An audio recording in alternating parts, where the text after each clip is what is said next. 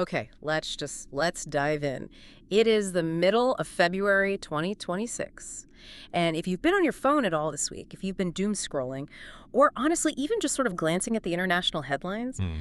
you probably have this really distinct, uneasy feeling that the whole world is just holding its breath. It feels heavy. There's a kind of static in the air, the kind you don't usually feel unless something big is about to break. It does. It feels like we are all standing at this massive geopolitical fork in the road. And I'm not just being dramatic here, because down one path, there's this very delicate, very high stakes diplomatic summit. It's happening next week in Geneva. Right. You know the drill. Suits, ties, round tables, probably some Swiss chocolate on the pillows. The whole diplomatic dance. They Yep. tend to talk everyone off the ledge. Exactly. Yeah. But down the other path, we have warships moving into position and a promised military escalation, one involving the United States and Israel that looks terrifyingly real. And the scary part is, we don't know which path we're actually on. You don't? Or, and I think this is the uncomfortable truth we need to unpack today, we might be walking down both paths at the exact same time, right up until the very last second. And that's the parallel plan. So for this deep dive, we are pulling from a really crucial stack of sources. We've got a breaking report detailing these private, behind-closed-doors conversations between President Trump and Prime Minister Netanyahu. And we're also parsing through reporting from CBS News, the New York Times, and some very pointed official statements coming out of both Tehran and Jerusalem. And our mission today isn't just to read you the headlines. You can get that on your phone in 30 seconds. We need to get into the mechanics of this ultimatum. We're going to look at the specific conditions under which the U.S. has pledged to back Israel in striking Iran. We also have to look at the red lines that both sides have drawn that just seem, they seem mathematically impossible to reconcile. And then there's the military reality that is already taking shape while we speak. So whether you're just trying to catch up on what's going on or you've been watching the tickers and wondering why the tension suddenly dialed up to 11 this week, we're going to connect the dots. We are going to draw a straight line from a meeting at Mar-a-Lago back in December directly to the warships moving through the water right now. It's a fascinating, terrifying puzzle. Yeah. And the pieces are fitting together in a way that suggests we are weeks, maybe even days, away from some kind of decision point. Let's start with the big one, the promise, because everything else we're going to talk about today really hinges on the specific interaction.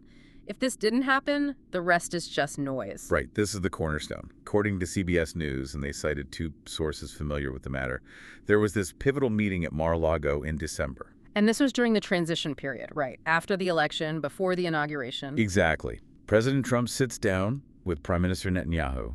And normally, we get these vague readouts. Oh, yeah.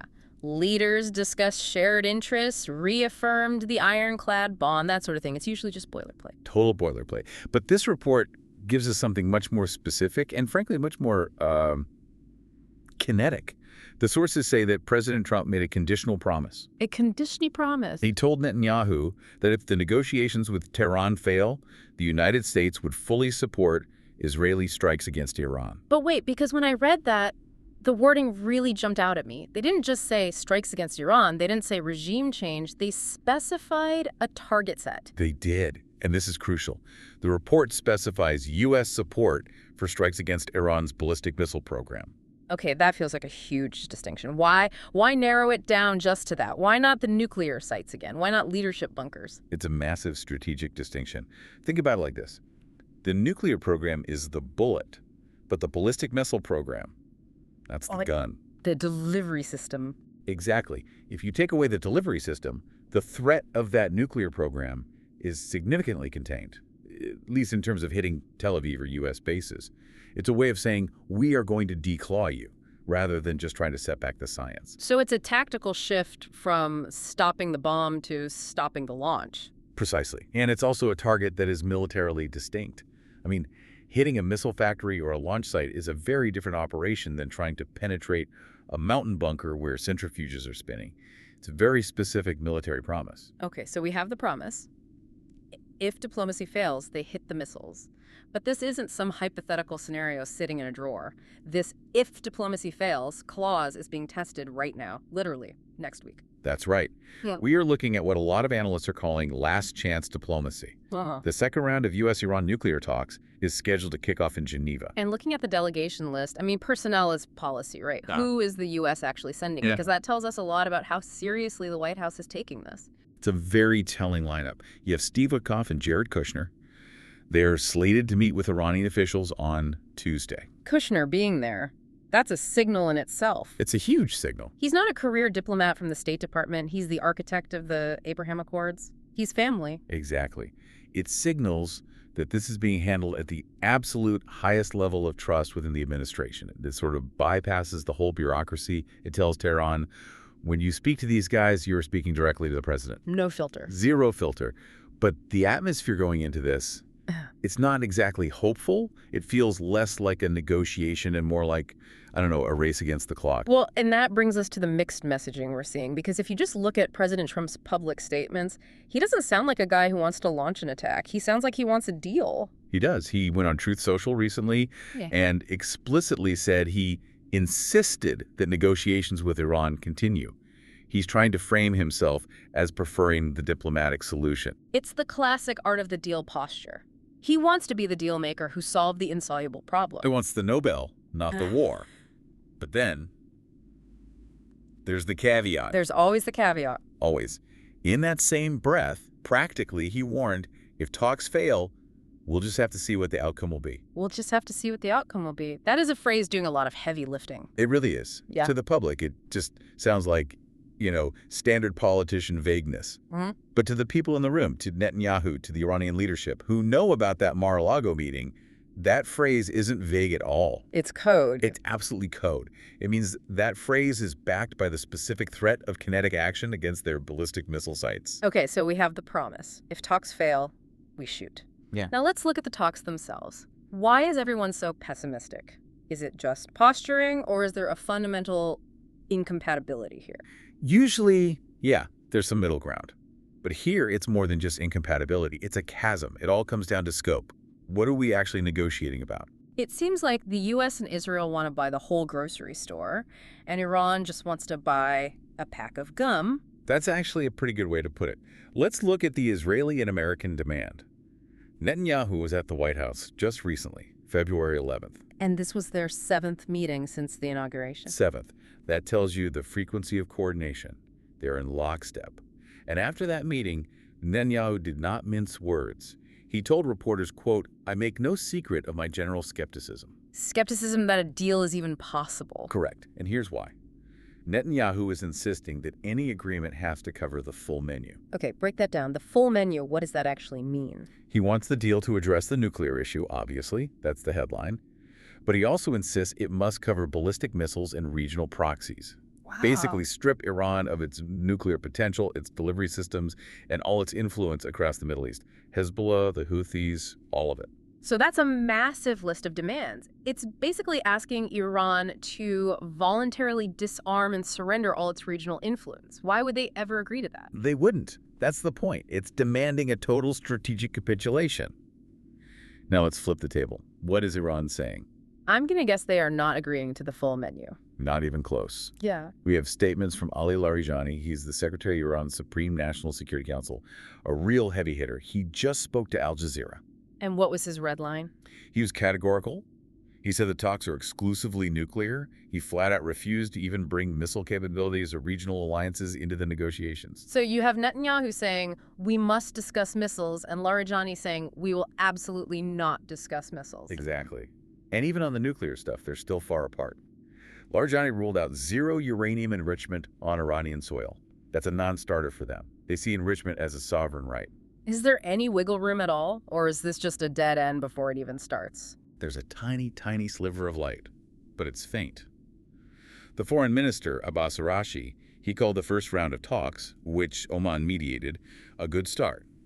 And he did indicate they might be willing to compromise on nuclear issues if, and this is a huge if, the U.S. discusses lifting sanctions. So Iran wants sanctions relief and is willing to talk nuclear limits. The U.S. and Israel want to talk missiles and proxies. You see the problem. It's a mismatch. And remember the Mar-a-Lago promise. Trump said he'd support strikes on the ballistic missile program if talks fail. Well, if Iran refuses to even talk about the ballistic missile program. Then the talks have failed by definition, at least on that specific point. Exactly. The setup for failure is built right into the agenda. If you invite someone to dinner to talk about selling their house, and they say, I'll come, but we are absolutely not talking about the house, well, that dinner's not going to last very long. Okay, so that's the diplomatic disconnect. It feels like two trains on the same track, just heading right for each other. Now, let's pivot to what's happening outside the conference room. Because while Witkoff and Kushner are prepping their binders for Geneva, the military is prepping something much louder. Right. This brings us to the reality on the ground. Or I guess on the water, really. Mm-hmm. The New York Times is reporting that the U.S. military isn't just brainstorming, they are prepping for protracted operations. I want to pause on that phrase, protracted operations. That doesn't sound like a one strike and we're out kind of scenario. That sounds like a campaign. Correct. That's military speak for this is going to take a while. It implies a sustained campaign. It means logistics chains, force protection. It means being ready for a counterpunch. This is not just sending a few cruise missiles and going home. And the hardware is moving to match that language. It is. We know USS Abraham Lincoln is already in the region. And a carrier strike group is never a small thing. I feel like we hear about them moving around a lot, but what does that actually represent in terms of raw power? It's a floating city with an air force on top. You're talking about dozens of F-35s, electronic warfare capabilities, destroyers that can shoot down incoming missiles, submarines lurking underneath. It's a massive projection of power. And the Pentagon is reportedly considering deploying a second carrier strike group. A second one, 2 carriers. That is a massive amount of firepower. That's usually the threshold for we are serious about going to war, isn't it? It is. It's the standard deterrence posture, but if deterrence fails, it becomes overwhelming offense. And it aligns perfectly with the target list we talked about. The Times report mentions options, including strikes on Iran's nuclear facilities. Yeah. And there's that phrase again, ballistic missile capabilities. So the military assets are being positioned to fulfill that Mar-a-Lago promise. Precisely. And the Israelis are heavily involved in this. This isn't just the U.S. guessing what Israel needs. LT Gen Eyal Zamir, he's Israel's military chief, was in Washington just earlier this month. Who did he bring with him? He didn't come alone. He brought senior Air Force and intelligence officers with him. They weren't there for a cocktail party. They were there for intensive discussions on strategy, on targeting, and on timing. And did they give a timeline? Because usually these things are imminent for years. We've been hearing all options are on the table for a decade. This time it's shockingly specific. According to Israeli media reports on that meeting, Zamir assessed that a U.S. attack could occur within 2 weeks to 2 months. Whoa.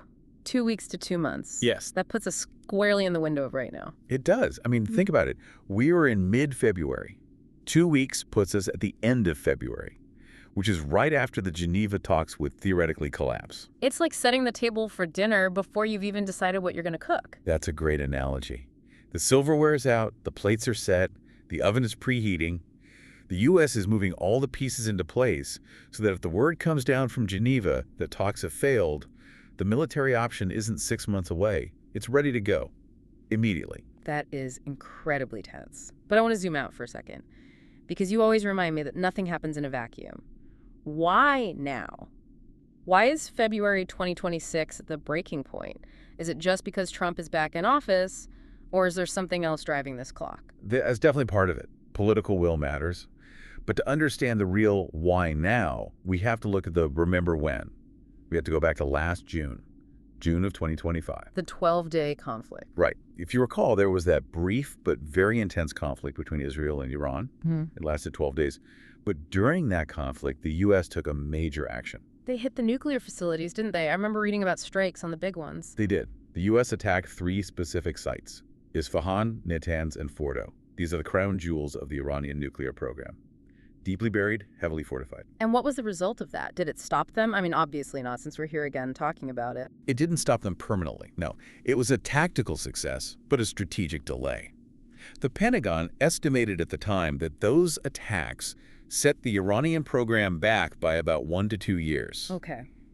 I see where you're going with this. Just do the math. That was June 2025. We are now in February 2026. We are getting close to the 1-year mark. So the setback time they bought, it's running out. The clock is ticking down to 0. Exactly. The clock that the U.S. bought with those strikes, the time they purchased with those bombs, is ticking down. Iran is likely rebuilding, recovering those capabilities as we speak. So for Netanyahu and for Trump, the window of advantage they created is closing. That explains the urgency, explains why they are pushing so hard right now. They aren't just being aggressive for the sake of it. They're looking at a calendar that says the effects of the last war are about to expire. Precisely. And that adds a whole layer of desperation to the diplomacy. It's not just can we make a deal, it's can we make a deal before Iran gets back to where they were before the last bombs fell. It changes the whole dynamic. It means doing nothing isn't an option, because doing nothing means Iran recovers fully. Right. It forces a decision. So let's just recap this, because it is a lot of moving parts. Sure. Let's hit the 3 pillars we've discussed. Okay. First, the promise. December, Mar-a-Lago. Trump tells Netanyahu, if talks fail, we support strikes on the ballistic missile program.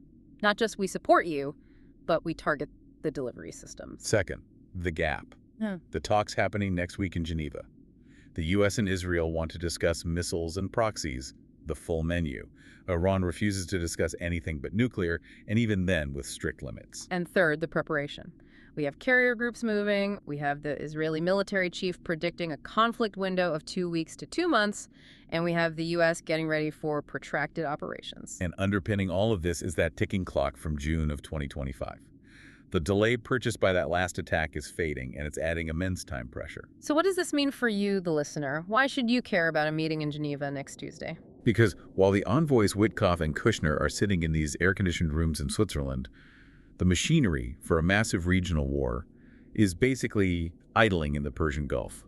This isn't abstract. The assets are there. The ultimatum has been delivered. And if that gap we talked about doesn't close, and looking at the red lines, it really doesn't look like it will, that machinery gets put into gear. And that affects everything. We're talking about energy prices spiking if the Strait of Hormuz is threatened. We're talking about global market instability. We're talking about the U.S. being drawn into another major conflict in the Middle East. It's all on the table next week. You know, I'm left with one really provocative thought here, and I'd love to get your take on it before we wrap up. Go for it. We talked about how the U.S. already hit the nuclear facilities last year: Isfahan, Natanz, Fordo.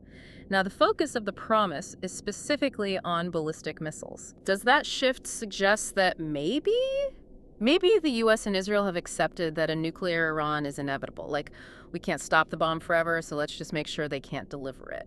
Or is this something else? That is the million-dollar question. I mean, it represents a massive strategic pivot. Right, because it feels like admitting the nuclear strikes didn't solve the core problem. It could be containment. Destroy the delivery system, the missiles. So the warhead is essentially useless. If they have a bomb but can't launch it, can we live with that? Or, and this is the darker theory, it could mean they're preparing to dismantle the regime's defense capabilities entirely, blind them, disarm them, so they can go back and finish the job on the nuclear sites without fear of retaliation. So it's either contain the threat or clear the path for total destruction of the program. Exactly. And that shift suggests that the status quo is no longer acceptable to Washington or Jerusalem. They are done kicking the can down the road. Well, we will certainly be watching Geneva next Tuesday. It might look like just another diplomatic meeting on the schedule, but now we know what's really lurking in the background. Absolutely. The shadow of the aircraft carrier is looming large over that negotiating table. Thank you for helping us connect all these dots. It's scary, but it's better to understand the mechanics than to just be surprised by the breaking news. Always a pleasure to dig deep. And to you listening, keep your eyes on the news coming out of Geneva. We'll see what path we take at that fork in the road. Yeah. Thanks for listening to The Deep Dive. Take care.